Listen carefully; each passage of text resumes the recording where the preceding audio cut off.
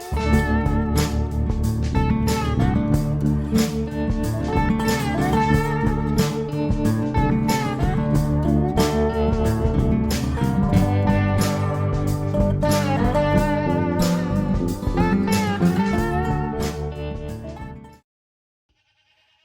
good evening, everyone, and welcome back. This is Shayna Meyer with Lucky M Boer Goats.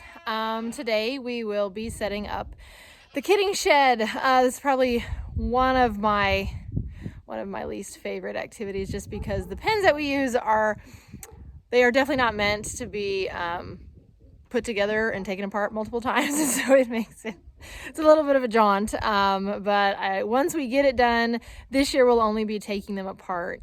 We won't be doing it as frequently as what we used to, and so that's something to look forward to. But a little bit about the pens. So they are not your traditional livestock pens. When we first started out, and even now, we are not a big operation, and we wanted to try to be as economical as possible. And part of that was, well, what are we going to use for livestock pens? And the traditional kidding pens, or at least 3 years ago, everything that we could find were really expensive.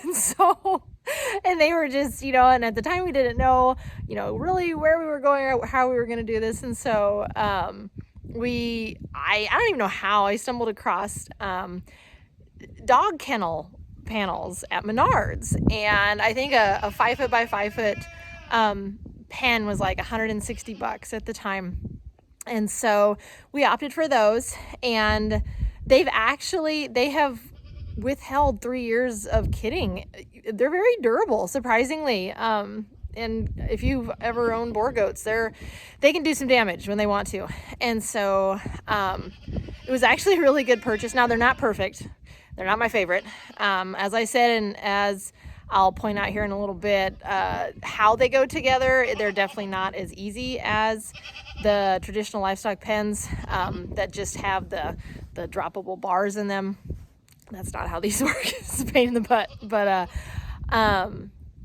otherwise, there's that, and then they have a bar across the top, so you always have to lean down and go under to get in the pen. So that's kind of a pain in the butt. But otherwise, we really don't have any complaints, and we're not, jumping ship into something else. So I'll post a link down below to the pens. If you are looking, even if you just need one pen and that's an economical option for you, then it's worked for us. It's not great. But for our situation, for how we do things, it's working for now, and so we're going to hang with it. But we'll get the pens set up. I actually only have 6 pens to set up. We won't be setting up a whole lot because even though we have 20 girls, we only have 8 in the first group, 8 in the second group, but then a couple are a little bit later, and then we have a couple more that are even later than that. And so there's no sense in getting them all set up if I don't need them, and it leaves plenty of open space for the girls to spread out when they're not in their pens. So yeah, with that, I think we'll start setting up the pens. So super exciting stuff today, but you'll get to see our setup in all its glory.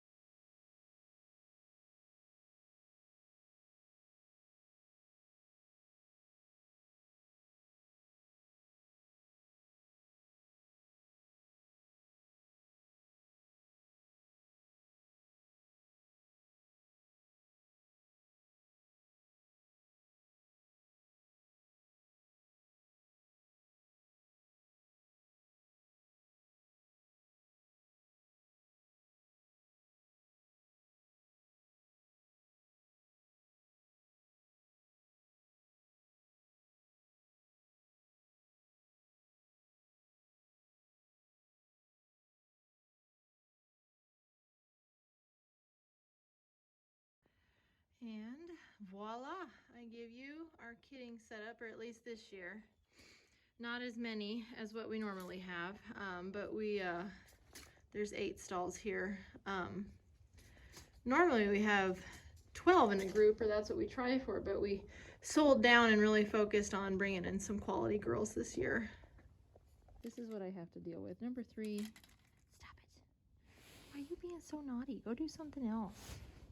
Why are you so naughty, number 3? He's so fat. Stop.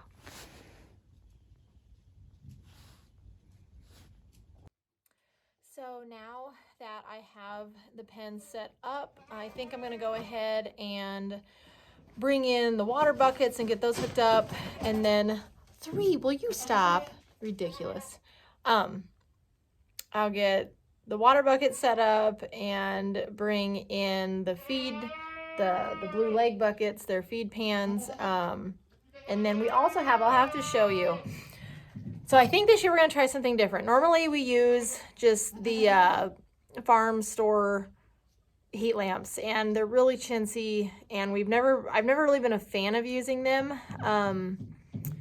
I think they're dangerous, but we've used them, and we actually, when we first started, we had a local welder create us cages to put around. So not only do we secure the lamp to the pens, but we also put a cage around it, and I'll show you here in a second.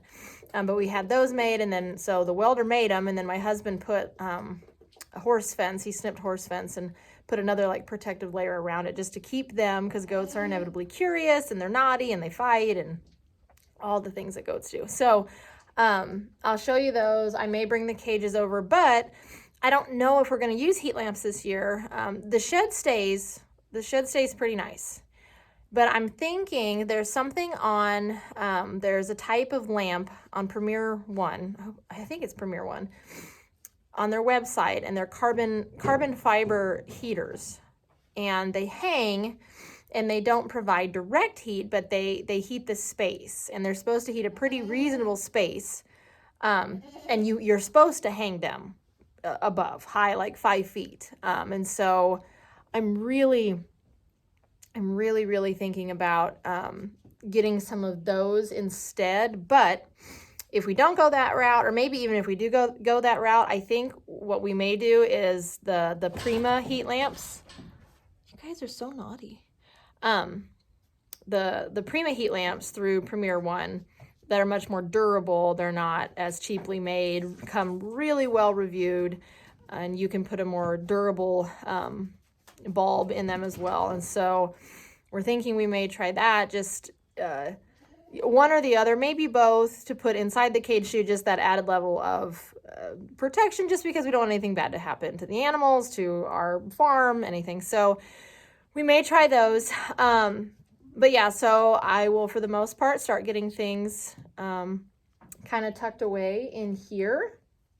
And then I won't rip open the shavings yet until they actually come into their stalls, because if I know the goats and I leave this shed open anyway, they're going to come in here, figure out how to get the stall doors open, and then they'll tear the shavings open anyway. So we may just have to keep them locked out of this shed for a little while longer, because they can just be so inquisitive and so naughty.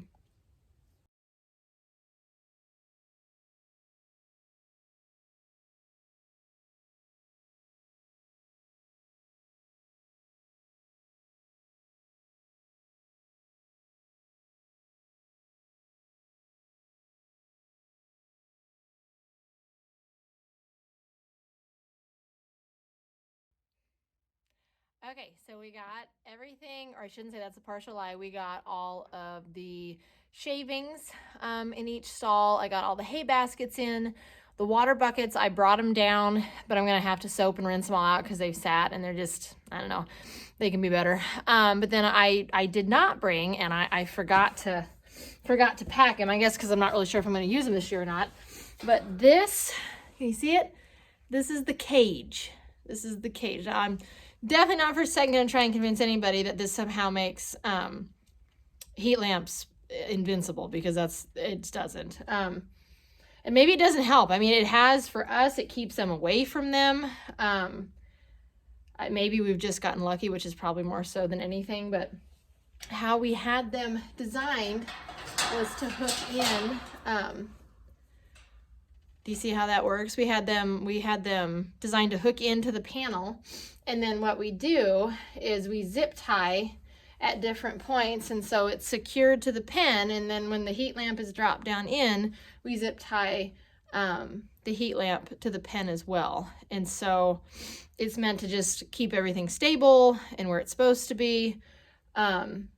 One thing we need to do is put some of that finer fence down below, because inevitably every year we always have a couple babies that they're just, well, I suppose like humans, just colder than the rest, and they like to get right up in there, and it makes me really uncomfortable. So but yeah, so that's them. They've worked for us. I am not even for a second gonna say that these make anything invincible, because anytime you have heat in animals, it's just not. But for our babies, to keep them warm, and I should say we don't use heat lamps the whole time.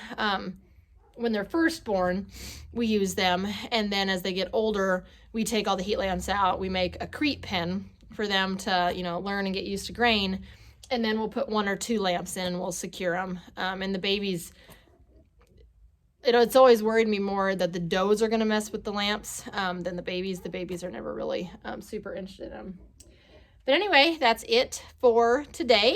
We got everything pretty much where it needs to be. I mean, we still have lots to do, but we got a big chunk taken out. So at least now we're down to 35-ish days. And so, not that I'm counting or anything, but yeah, so we're getting there. But anyway, thanks for hanging out with me, and I'm sure I made it look really easy and fast. But anyway, I cannot wait to share all the babies with you, and let's just pray that they all come really easy and they're all healthy. But anyway, with that, we'll catch you in the next video. Thanks for watching.